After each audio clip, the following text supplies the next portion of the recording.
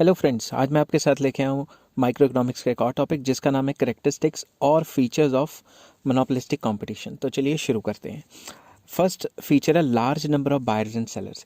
इस टाइप की मार्केट में both the buyers and the sellers are so large that no individual buyer and seller can influence market demand and supply. Simple words में आपको समझाता हूँ कि monopolistic competition में जो बायर्स होते हैं वो बहुत ज़्यादा होते हैं और बायर इतने ज़्यादा होते हैं कि एक आधा बायर पूरी मार्केट की डिमांड को नहीं हिला सकता, क्योंकि एक इंसान सामान नहीं खरीदेगा तो दूसरा खरीद लेगा।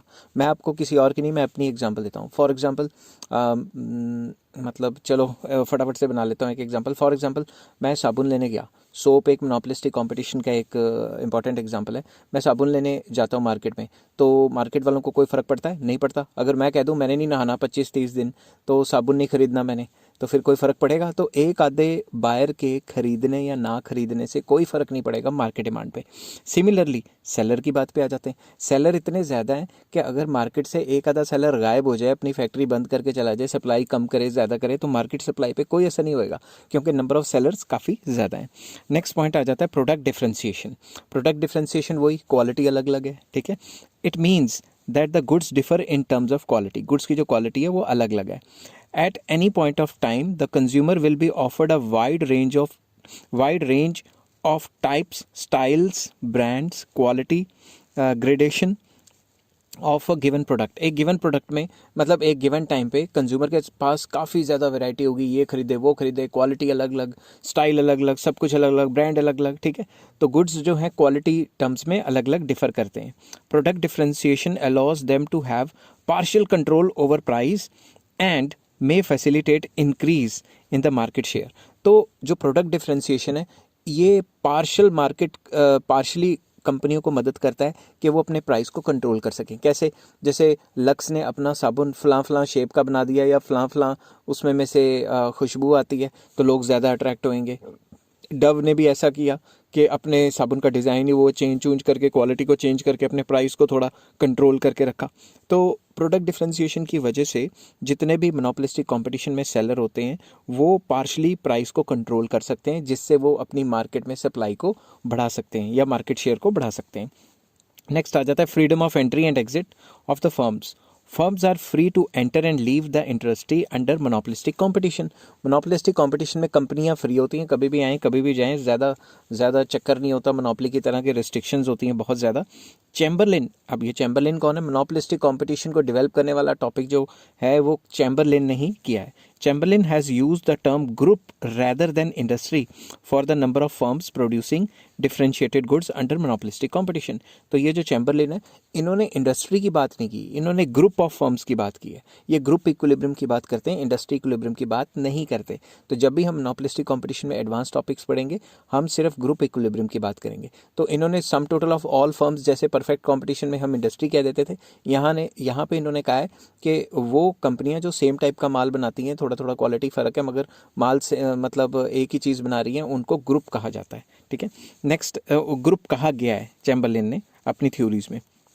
सेलिंग कॉस्ट होता है जब भी कोई कंपनी अपना माल बेचना चाहती है तो उसको खर्चा करना पड़ता है, मशहूरियाँ वगैरह करनी पड़ती हैं, एडवर्टीजमेंट वगैरह करनी पड़ती हैं। Every firm spends a lot of funds on advertisement and publicity of its product. अपने प्रोडक्ट की पब्लिसिटी करनी पड़ती है हर एक कंपनी को।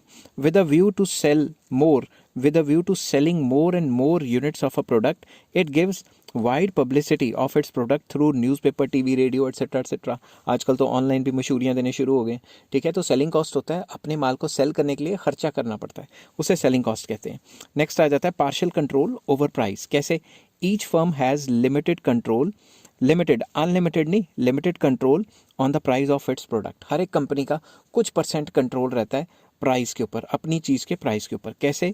Product differentiation enables a firm under monopolistic competition to have limited control over the price. ये सारा किस वजह से होता है कि वो अपने प्राइस को कंट्रोल कर सकती है? प्रोडक्ट डिफ्रेंसिएशन की वजह से वो लोगों को ये दिखा सकती है कि मेरी क्वालिटी थोड़ी बेटर है इसलिए प्राइस स्लाइटली हायर है, या प्राइस दूसरी कमोडिटीज से चेंज मैंने इसलिए किया हुआ है क्योंकि क्वालिटी वाइज डिफरेंट है। तो ये सारा कुछ होता किस लिए? प्रोडक्ट डिफ्रेंसिएशन की वजह से।